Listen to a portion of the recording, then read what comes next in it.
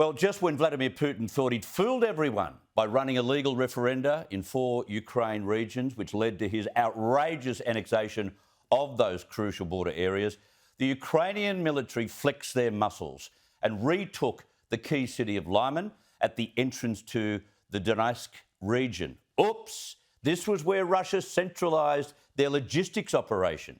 But not anymore. They fled the city in droves, leaving Putin's newest Russian territory in the hands of Ukraine. As a result, would you believe Chechen leader Ramzan Kadyrov has called on Putin to use his nuclear weapons. Joining me now is Ukraine's ambassador to Australia, Vasyl Myroshnychenko. Mr. Ambassador, welcome to the program once again. Tell us a little bit about this Chechen leader, Kadyrov. The last thing the world needs is a cheer squad forming to tell Putin to go nuclear, right? We are seeing lots of escalation and nuclear threats are coming. In 1994, Ukraine signed a Budapest memorandum under which it gave up its nuclear weapons, and Ukraine has one of the largest stockpiles of nuclear weapons in Ukraine, and the security of Ukraine was guaranteed, and that nobody would ever use nuclear weapons against Ukraine. So now we are being threatened by Russia that they actually may resort to technical nuclear weapons because they are failing on the ground. Their conventional troops are not doing a good job, and Ukrainian troops are demonstrating, though being outnumbered and maybe out-equipped, but we are demonstrating good results by liberating Liman, as we've learned this morning. And actually some of the recent counter-offensive campaigns, which were quite successful, and we've been able to liberate 9,000 square kilometers of land.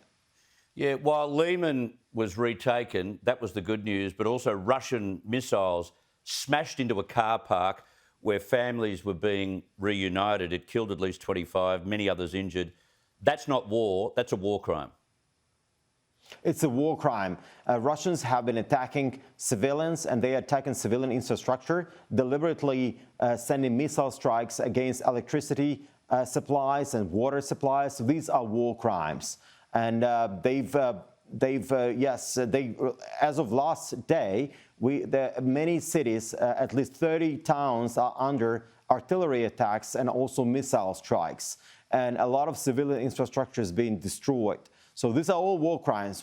It's been going on now for 7 months, and it doesn't stop.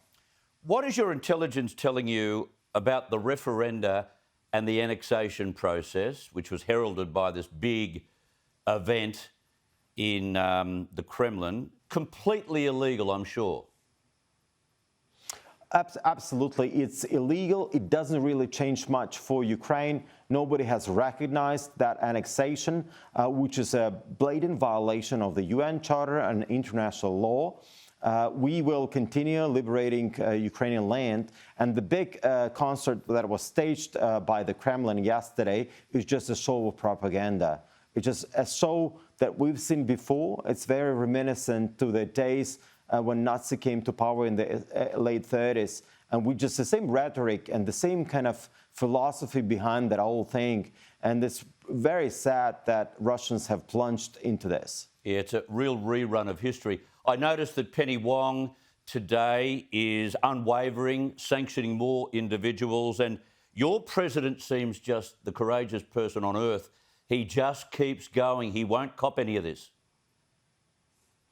Yes, I would like to praise the Australian government for sanctioning more Russians, because that's the only way how we can stop this war, is to exert more pressure on Russia, on Russian citizens, on Russian economy, and actually supply more military assistance for Ukraine. And of course, Ukrainian president has been demonstrating stellar leadership at these difficult times for Ukraine by being out there with the Ukrainian people, by communicating well to domestic audience, but also to international audiences, being able to mobilize all that support coming for Ukraine to defend all the values which are so important to every Australian: democracy, human rights, freedom of speech. We are there at the front lines because that's a war against democracy, against the West, and we just can't lose it.